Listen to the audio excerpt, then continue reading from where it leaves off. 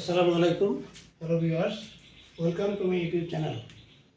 আজকে গল্পে গল্পে ইংরেজি শেখা এ পর্বে একটি গল্প পড়ব।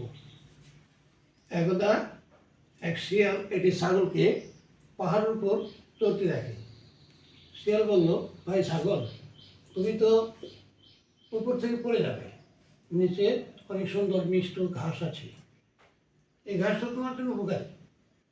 ছাগল বলল, হয়েছে ভাই, তোমার মুখে মধু আর অন্তরে বিষ, তা আমি বুঝি। শিয়াল হতাশ হল। এখানে মুখে মধু আর অন্তরে বিষ এর ইংরেজি হচ্ছে মুখে মধু আর অন্তরে বিষ।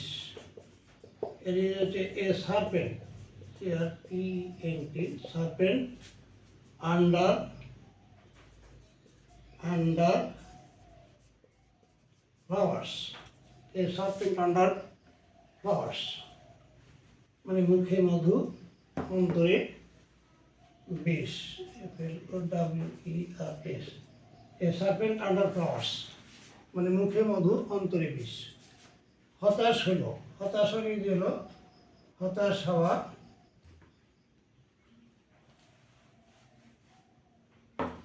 হতাশ হওয়া, হতাশ হওয়া ইংরেজি ডিসঅ্যাপয়েন্ট, ডিসঅ্যাপয়েন্ট। হতাশ হলো ইংরেজি ডিসঅ্যাপয়েন্টেড, হতাশ হলো।